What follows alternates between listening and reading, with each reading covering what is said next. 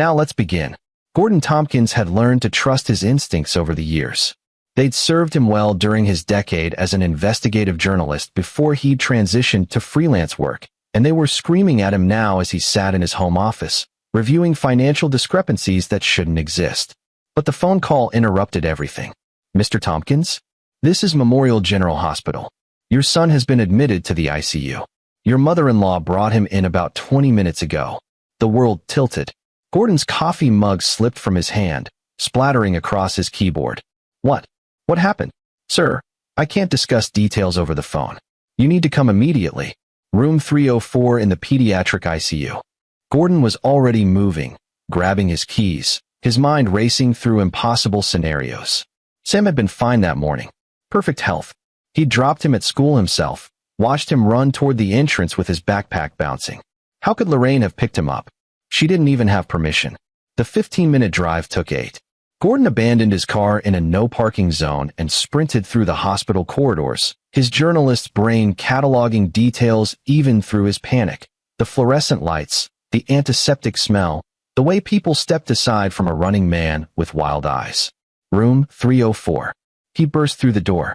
A boy lay in the bed, small and pale, connected to monitors that beeped with mechanical precision. Same age as Sam, 8 years old. Same sandy brown hair. Similar build. But the face was wrong. The nose too narrow. The chin different. "This isn't him," Gordon said, his voice hollow. The attending physician, a woman in her 50s with tired eyes and graying hair pulled back severely, looked up from her tablet. "Excuse me. This isn't my son." Gordon pulled out his phone with shaking hands, showing her Sam's photo from that morning, grinning gap-toothed at the camera, holding up a crayon drawing of their dog. "This isn't him." Dr. Helen Guerrero's face went from confused to professionally blank in seconds. "Mr. Tompkins, your mother-in-law was quite clear. Where is she? She left about 10 minutes ago. Said she needed to get something from her car." The doctor's tone shifted, sharpening with concern. "Sir, if this child isn't your son, then we have a serious problem. Hospital security has been trying to reach her, but..." Gordon was already dialing home, his hands steadier now that the initial panic had transformed into something colder, more familiar. The phone rang twice. "Dad," Sam's voice, bright and whole and alive. Gordon closed his eyes, relief flooding through him like a physical force. "Hey, buddy. You okay?" "Yeah? I'm doing homework. Are you coming home soon?" "Max wants dinner." Max, their golden retriever, operated on a schedule more precise than any Swiss watch. "Soon. Stay inside, okay? Lock the doors." "Dad, you're being weird." "Humor me, Sam. I'll explain later." Gordon turned back to Dr. Guerrero, who was now on her own phone, presumably with hospital security. He looked at the child in the bed, unconscious, breathing shallow, face bruised. What happened to him? Severe dehydration and malnutrition. Some older bruising consistent with, well, we've already called child services. The woman who brought him and claimed he'd collapsed at home. Something cold settled in Gordon's chest. He asked the question that would change everything. "When was the last time you saw my ex-mother-in-law? What was she wearing?" Dr. Guerrero described the outfit, details Gordon filed away, then frowned as Gordon pulled up his phone's photo gallery, flipping to a picture from 3 months ago at Sam's school play. "Is this her?" The doctor's frown deepened. "No. The woman who brought in this child was younger. Blonde. Late 30s maybe. Not Lorraine. Catherine. His ex-wife." Gordon's mind raced through implications, connections, the kind of pattern recognition that had made him a successful journalist. Catherine, who demanded joint custody in their divorce 2 years ago, but rarely used her scheduled time. Catherine, who'd moved 3 states away for a fresh start, but still called occasionally about money. Catherine, whose mother Lorraine had always enabled her worst impulses. And now a mystery child, brought to a hospital under false pretenses, using Gordon's son's identity. "I need to make a call," Gordon said, his voice calm in a way that would have warned anyone who knew him well. "Don't let anyone remove this child until we figure out who he belongs to." Outside the room, Gordon dialed a number he hadn't used in 6 months. It rang 4 times before a gravelly voice answered. "Tompkins, thought you'd given up on the investigative life." "Hey, Dan, I need a favor." Dan Walters had been Gordon's editor at the Tribune, now worked as a private investigator with connections throughout law enforcement. I need you to run a name through your databases. Fast and quiet. This for a story? This is personal, and it might get ugly. A pause. Give me the name. Catherine Bliss Tompkins. But also search for Catherine Bliss, any recent activity, and cross-reference with a Lorraine Bliss. Gordon gave him their known addresses, social security numbers he still had from divorce paperwork. What am I looking for? Gordon watched through the room's window as Dr. Guerrero examined the unconscious child. I don't know yet. But my ex-wife just tried to admit someone else's kid to a hospital using my son's name and insurance. I want to know why. Jesus. That's fraud at minimum. Yeah. And I'm guessing it's just the surface. Gordon had learned to trust his instincts. Right now they were telling him that whatever Catherine had been doing, whatever had led to this moment, was bigger and darker than simple insurance fraud. How fast can you work? Give me 2 hours. Where are you? Memorial General. I'll be here or at home with Sam. I'm not letting him out of my sight until I know what's happening. Gordon hung up and called his neighbor, Clint Sexton, a retired cop who occasionally watched Sam when Gordon traveled for work. Clint, I need you to do me a favor. Can you head over to my place? Sam's there alone, and I'm stuck at the hospital. Everything okay? Not even close. I'll explain later. Just make sure he stays inside and nobody comes near the house until I get back. On my way. The pieces were moving into position, though Gordon couldn't yet see the full picture. He returned to room 304, where hospital security had arrived, 2 officers taking notes while Dr. Guerrero explained the situation. Gordon provided what details he could, careful and precise, his journalist training keeping his statement factual and clean. We've reviewed the security footage, one officer said, a young man named Rodriguez with sharp eyes. The woman who brought the child and wore a hat and sunglasses kept her face angled away from cameras. Professional-grade awareness. She signed in as Lorraine Bliss, but the signature doesn't match what we have on file from previous visits. So Catherine had impersonated her own mother. Why? Gordon's phone buzzed. A text from an unknown number. We need to talk. Coffee shop on Morrison, 1 hour. Come alone. L. Lorraine. Gordon showed the message to Officer Rodriguez. That's my actual ex-mother-in-law. She wants to meet. Could be a trap. Probably is. Gordon smiled without humor. But she's going to tell me what I need to know. One way or another. The coffee shop was one of those aggressively hipster establishments with exposed brick and baristas who took their craft too seriously. Gordon arrived 15 minutes early, chose a table with clear sight lines to both exits, and ordered black coffee he didn't drink. Old habits. Lorraine Bliss appeared exactly on time, and Gordon felt a small shock at her appearance. She'd aged a decade in the 2 years since the divorce. Her carefully maintained blonde highlights had grown out to show gray roots, and her face had a hollowed quality that spoke of stress and sleepless nights. She sat across from him without ordering, clutching her purse like a life preserver. Where's Catherine? Gordon asked. I don't know. Lorraine's voice cracked. I haven't known where she really is for 8 months. Gordon waited. Silence was a journalist's best tool. People always rushed to fill it, and in their rush, they revealed truths they'd meant to hide. She remarried, Lorraine said finally. Last year, to a man named Edward Schwartz. He seemed nice at first. Stable job, good income. But then, she twisted her purse strap. Gordon, I think she's in trouble. Real trouble. Whose child is in that hospital bed, Lorraine? Her stepson, Edward's boy from his first marriage. His name is Ryan. Tears streaked Lorraine's carefully applied makeup. Edward got custody because the mother was deemed unfit. Drug problems. But Catherine, she wasn't ready to be a stepmother. She never wanted more children after Sam. Gordon's hands tightened on his coffee cup. Why did she bring him to the hospital using Sam's information? Because Edward has no insurance. He lost his job 3 months ago. Catherine called me, frantic. Ryan was sick, getting sicker. She didn't know what to do. She knew you still had Sam on your policy, and she thought. Lorraine's voice dropped to a whisper. She thought she could get Ryan treated using Sam's identity. Just this once. To save him. That's insurance fraud, identity theft, and child endangerment. I know. I told her it was insane. But she was desperate, and Edward was worse. He convinced her it would work, that nobody would check, that it was the only way. Lorraine reached across the table, her hand trembling. Gordon, please. I know what she did was wrong, but she's still Sam's mother. If this comes out, if she's arrested. Gordon pulled his hand away. Where are they now? I don't know. I swear. After she left the hospital, she called me from a burner phone. Said she was sorry. Said she'd fix it. Said she needed to disappear for a while until things calmed down. Things aren't going to calm down, Lorraine. There's a sick child in that hospital who's been neglected and possibly abused. Child Services is involved. The police are looking for Catherine. And you're now an accessory to everything she's done. Lorraine's face crumpled. What should I do?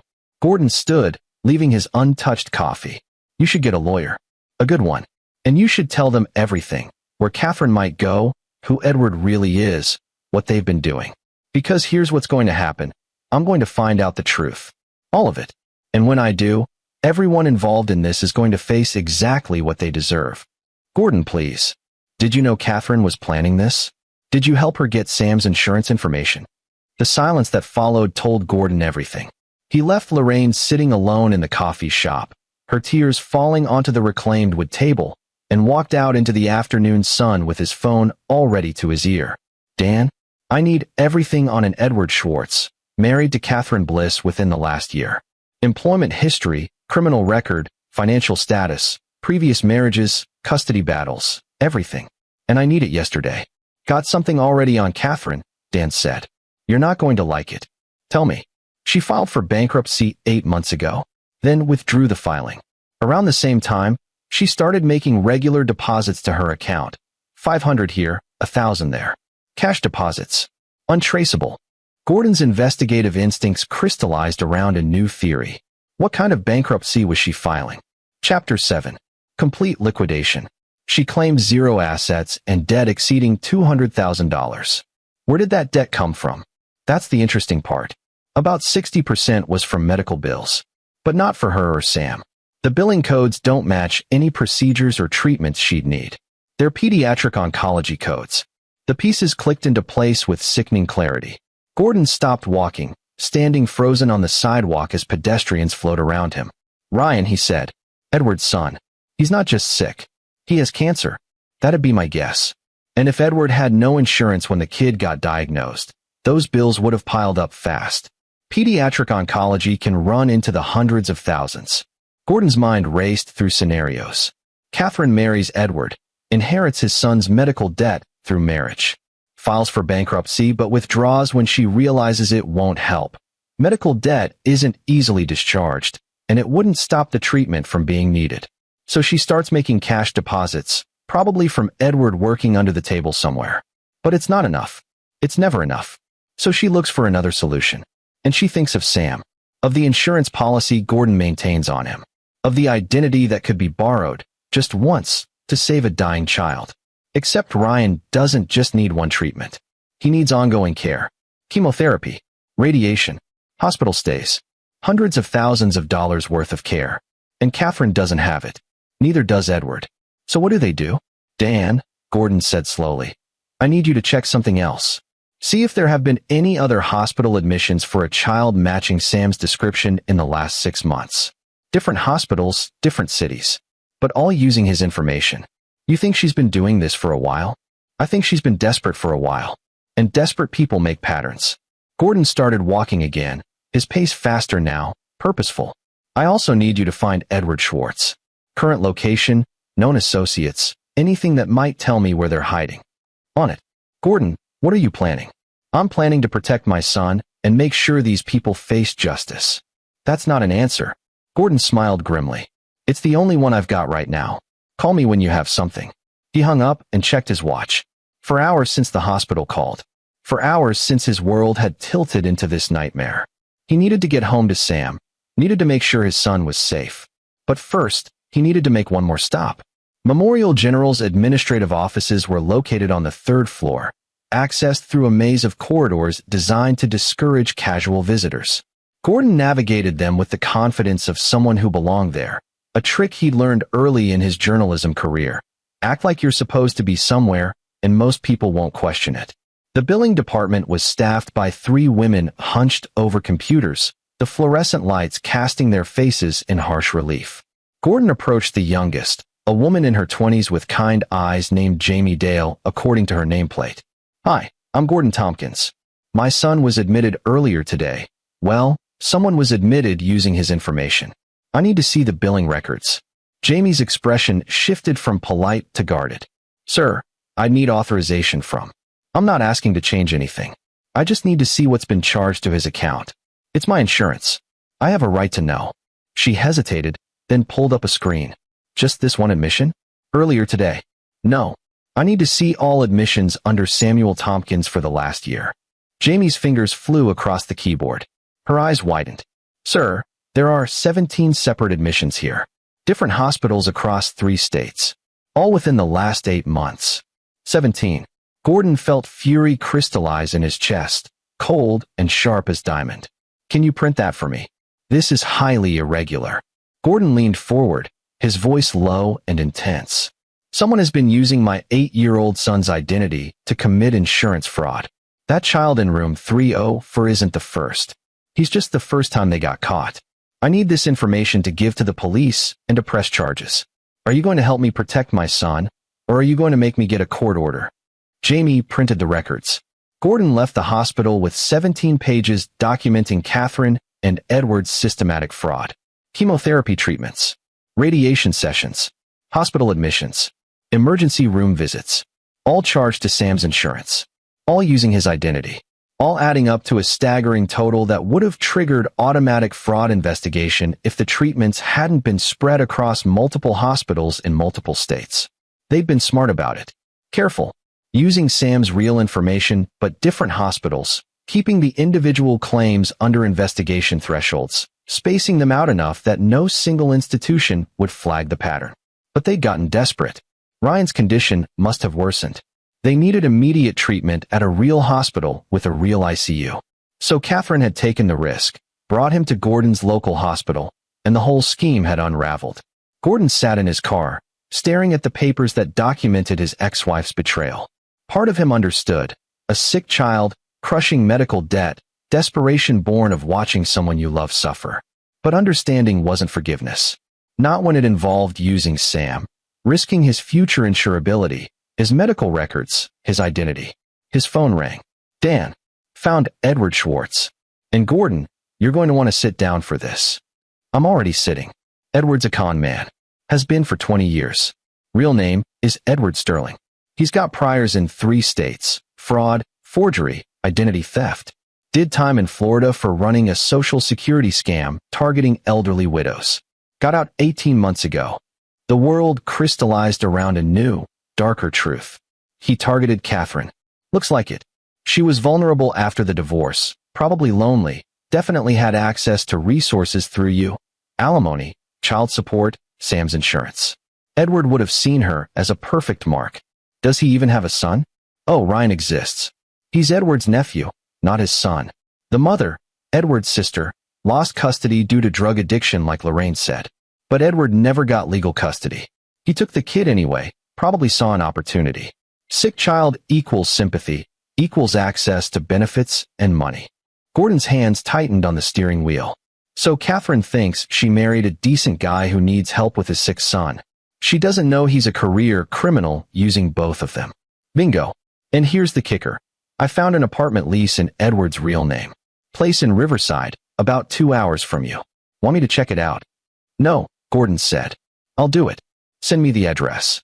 Gordon, if Edward's there and he's as dangerous as his record suggests, then I'll call the cops before I go in. But I need to see this for myself.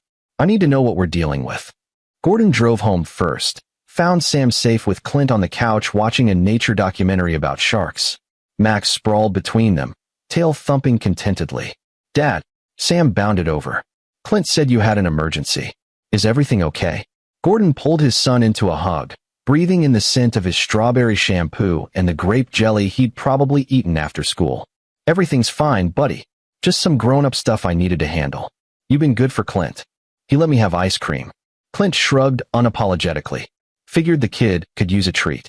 You look like you've been through hell, Tompkins.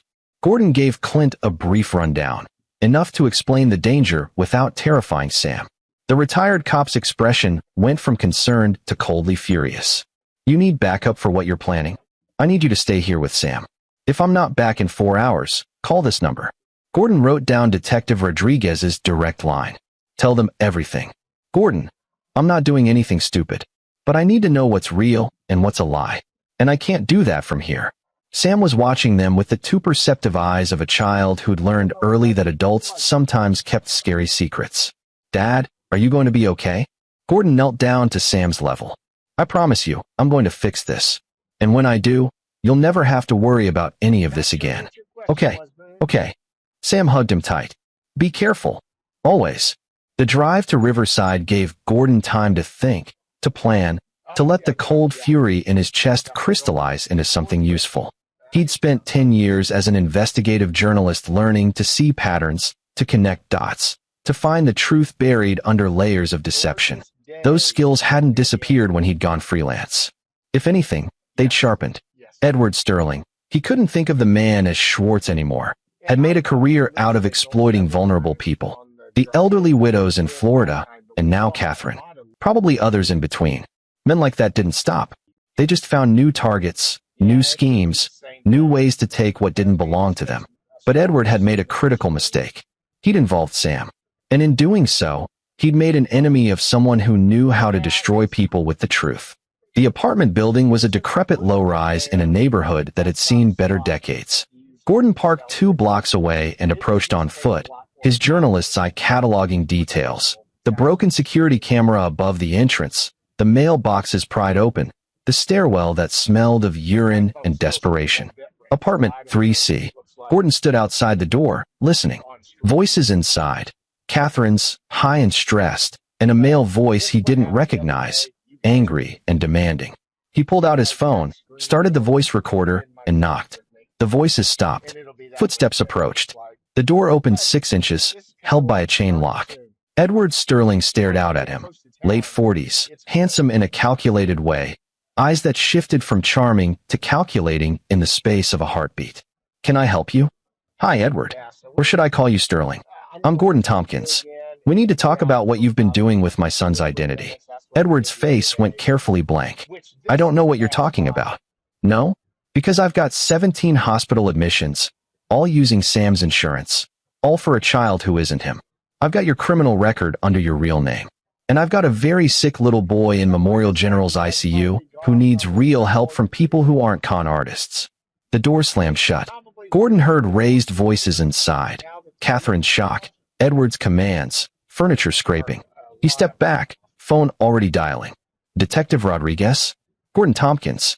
I'm at the apartment where my ex-wife and Edward Sterling are hiding. I need police here now, and I need child services. There's a pattern of fraud I can document, and... The door burst open. Edward lunged out, grabbing for Gordon's phone. But Gordon had been in worse situations, had interviewed gang members and corrupt politicians, and people who had every reason to hurt him. He'd learned to see violence coming. He sidestepped, let Edward's momentum carry him past, and drove his elbow into the man's kidney. Edward went down gasping. Don't, Gordon said quietly. You've done enough damage. Catherine appeared in the doorway, mascara streaking her face. Gordon, please, you don't understand. I understand perfectly. You married a con artist who convinced you to commit insurance fraud using our son's identity. 17 times, Catherine. You put Sam's entire medical future at risk. You falsified records, committed identity theft, and when you got caught, you ran. Ryan was dying. Catherine's voice cracked. He needed treatment, and we had nothing. No money, no insurance, no options. So you stole from your own son? Gordon's voice was ice. You didn't come to me. You didn't ask for help. You didn't even tell me the truth. You committed crimes and dragged Sam into it. Edward said it would work. Edward's a career criminal. Gordon showed her the printout of Edward Sterling's record, watched her face crumble as she saw the truth. He used you, Catherine. He saw a vulnerable woman with access to resources, and he exploited you. And you let him. Sirens in the distance, growing closer. Edward tried to get up, but Gordon put a foot on his shoulder, keeping him down. Not violent, just firm. Just enough. It's over, Gordon said. Both of you are going to face charges. But here's what's going to happen. You're going to cooperate completely. You're going to document every fraudulent admission, every fake claim, every lie you told. And you're going to make sure Ryan gets real help from real people who know how to care for a sick child. And then what? Catherine whispered. We go to prison. That's up to the courts. But yes, probably. Sam needs his mother. Sam needs a mother who doesn't commit felonies and endanger him. Gordon's voice softened slightly. You could have come to me, Catherine, if you'd told me the truth, that you'd married someone, that there was a sick child who needed help. We could have figured something out. I'm not a monster. But instead, you lied. You stole. You put our son at risk. Police cars pulled up outside, filling the street with red and blue light. Detective Rodriguez appeared at the top of the stairs with two uniformed officers. Mr. Tompkins, you want to tell me what's happening here? Gordon stepped back, letting the officers handle Edward. I found the people who've been committing insurance fraud using my son's identity. I have documentation of 17 separate incidents across 8 months. And I have the sick child who needs proper care from proper authorities. The next hours were a blur of statements and documentation. Gordon handed over the billing records, explained the pattern, connected the dots. Catherine and Edward were arrested separately. She cooperative and broken, he defiant and calculating to the end. Ryan was transferred to a hospital with a proper pediatric oncology unit, and child services took temporary custody while they located his biological mother and assessed the situation. Through it all, Gordon remained calm, precise, methodical. The journalist's training serving him perfectly. Document everything, verify every claim, build the case until it's airtight. By the time he got home, it was past midnight. Sam was asleep on the couch, Clint still watching over him. Max raised his head, tail wagging weakly. It's done, Gordon said quietly. Clint nodded. Good. The kid was worried about you. Gordon carefully lifted Sam, carried him to bed, tucked him in. Sam stirred, eyes opening halfway. Dad, I'm here, buddy. Everything's okay now. Promise. Promise. Sam's eyes closed again, trusting completely. Gordon watched him sleep for a long moment, then returned to the living room where Clint waited with 2 beers. You handled that well, Clint said. I protected my son. That's all that matters. Gordon accepted the beer, took a long drink. But it's not over. There's still more to this than insurance fraud. What do you mean? Gordon pulled out his phone, showed Clint the research Dan had sent over. Edward Sterling's full criminal history, associates, patterns of behavior. Edward's been doing this for 20 years. He doesn't stop with one con. He layers them, uses one victim to access another. Catherine was a stepping stone to something bigger. What could be bigger than insurance fraud? I don't know yet, but I'm going to find out. Gordon's eyes hardened. Because men like Edward don't just run one scheme. They run multiple cons simultaneously, hedge their bets, always have an exit strategy. And I'm betting he had something else planned. Something involving Catherine's access to Sam. Clint leaned back, studying Gordon. You're not going to let this go, are you? Would you? No. But I'd be careful about crossing lines. You've got the law on your side now. Don't throw that away for revenge. Gordon smiled without humor. Who said anything about revenge? I'm a journalist. I find the truth and expose it. If that truth happens to destroy Edward Sterling completely, well, that's just good reporting. Over the next 3 days, Gordon dug deeper. Dan's investigation had uncovered layers of Edward's operations, shell companies, fake identities, a network of accomplices. But it was Gordon's own digging that uncovered the real bombshell. Edward had been planning to kidnap Sam. The evidence was buried in deleted emails recovered from Catherine's laptop, which police had seized as evidence and which Gordon had legal access to review. Fragments of conversations where Edward suggested Sam should spend more time with them, where he researched custody laws, where he inquired about international travel requirements for children. But the clincher was a partially completed passport application in Sam's name, with a photo that wasn't Sam, but a child who looked similar enough to pass casual inspection. The plan had been to take Sam on a vacation that would become permanent, moving to a country without extradition treaties, using Sam's identity and Gordon's financial resources to fund their escape. Catherine's responses in the email showed she'd resisted at first, then wavered, then been slowly convinced that Gordon was dangerous, that Sam would be better off away from him. Classic manipulation, isolating the victim from support systems, rewriting reality until the target couldn't distinguish truth from lies. Gordon sat in his office, reading these emails, feeling cold rage settle into his bones. Edward had been grooming Catherine to help kidnap Sam. The insurance fraud was just step one, establishing medical records in multiple states that would make tracking them harder, creating a paper trail of legitimate reasons for Sam to be elsewhere. If the hospital mix-up hadn't exposed them, they would have kept going. And eventually, they would have taken his son. Gordon made copies of everything, organized it into a devastating chronological narrative, and sent it to Detective Rodriguez with a note. This is what they were really planning. The charges against Edward and Catherine expanded. Conspiracy to kidnap, child endangerment, wire fraud. The weight of evidence was overwhelming, and Catherine, realizing the full scope of Edward's manipulation, turned state's witness. Her testimony was damning. Edward had targeted her specifically, researched her background, known about Sam and Gordon's success as a journalist. He'd seen a vulnerable woman with access to a child and resources and built an elaborate con to exploit both. The trial took place 4 months later. Gordon sat in the courtroom every day, Sam safe at home with Clint, and watched as his ex-wife testified about the man she'd thought she loved, the lies she'd believed, the crimes she'd committed. Edward's defense tried to paint him as a desperate father figure trying to save a sick child. But Gordon's documentation, Catherine's testimony, and the recovered evidence of the kidnapping plot made that narrative impossible to sustain. The jury deliberated for 3 hours. Guilty on all counts. Edward Sterling was sentenced to 15 years in federal prison. Catherine, cooperating fully and showing genuine remorse, received 3 years with possibility of parole. She would lose custody of Sam permanently. Lorraine, who'd been charged as an accessory for providing Sam's insurance information, received probation and community service. She sold her house to help pay restitution. Ryan, the child at the center of the tragedy, was placed with his biological mother after she completed rehab. A cancer charity Gordon anonymously contacted covered his treatment costs. Last Gordon heard, the boy was responding well to proper medical care. But Gordon wasn't finished. He'd spent 4 months investigating Edward's network, connecting dots, finding other victims. The pattern was always the same. Find vulnerable people, exploit their situations, layer crimes until the victims were complicit and couldn't escape without implicating themselves.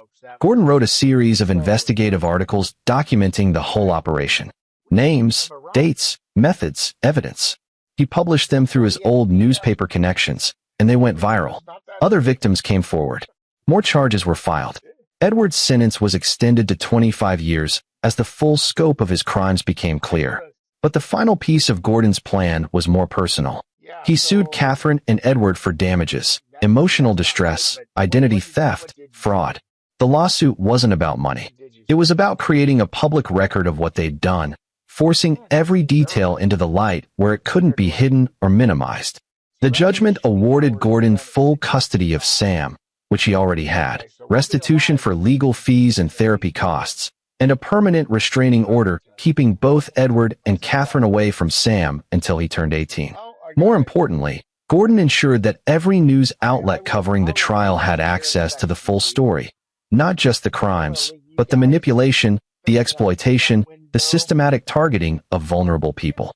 Edward Sterling's face became synonymous with the worst kind of predatory con artist. 1 year after the hospital called about a child who wasn't his son, Gordon sat in his home office while Sam did homework at the kitchen table. Max dozed at Sam's feet. The house was quiet, peaceful, safe. Dan called to check in, as he did weekly. Saw your latest article got picked up by the national papers. Another victim came forward from the Florida case. Good, Gordon said. Every piece of evidence makes the case stronger. Make sure Edward never gets out early on good behavior. You've done more than enough, Gordon. You could let this go now. I will. Eventually. Gordon looked at a photo on his desk. Him and Sam at the park, both grinning at the camera, Max's tail visible at the edge of the frame. But every victim who comes forward, every crime that gets documented, every day Edward spends in prison, that's one less person he can hurt. One less family he can destroy. You're a good man, Tompkins. I'm a father who protected his son. Nothing more. But that wasn't quite true, and Gordon knew it. He'd done more than protect Sam. He'd systematically dismantled Edward Sterling's entire operation, exposed every crime, helped every victim, and ensured the man would never hurt another vulnerable person. He'd used every skill he developed as a journalist: research, investigation, documentation, publication. He'd connected dots, found patterns, built cases. And he'd done it all within the law, using truth as his weapon. Edward Sterling had made a career out of exploiting the vulnerable. Gordon had ended that career permanently, not through violence or revenge, but through exposure. The truth, properly documented and widely disseminated, had been more devastating than any physical retaliation could have been. Sam appeared in the doorway. "Dad, I'm stuck on this math problem." Gordon smiled, closing his laptop. "Let's take a look." They bent over the homework together, Gordon explaining the concept, while Sam's face screwed up in concentration. Max wandered over, resting his head on Gordon's knee. This was what mattered. Not the trial or the articles or Edward's prison sentence. Just this, a safe home, a healthy son, a quiet evening. The simple things Edward had tried to destroy. Later that night, after Sam was asleep, Gordon received an email from the prosecutor handling a related case in Florida. Another victim had come forward with evidence of a separate scheme Edward had run years ago. Did Gordon have time to review the documentation? He did. He always would. Because men like Edward Sterling thrived in shadows, in silence, in the spaces where their victims were too afraid or too ashamed to speak. Gordon had chosen to shine a light into those shadows.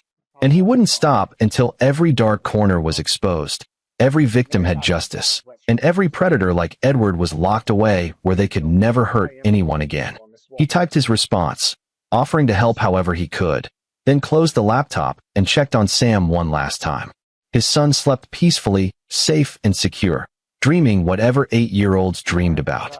Gordon stood in the doorway watching him, feeling the weight of the past year settle into something bearable. The hospital call that had started everything, the panic, the discovery, the investigation, had led him down a dark path. But he'd walked it without compromising himself, without becoming the kind of man who solved problems through violence or revenge. He'd been smart, strategic, patient. He'd used his skills and his mind to outthink and outmaneuver people who'd made a career of deception. And in doing so, he'd protected not just Sam, but dozens of other potential victims who would never know how close they'd come to being Edward's next targets. The victory felt earned. Hard-won. Complete. Tomorrow he'd continue his work, helping prosecutors, supporting victims, writing articles that kept the story alive and prevented it from being forgotten. But tonight, he was just a father watching his son sleep, grateful for second chances and the power of truth.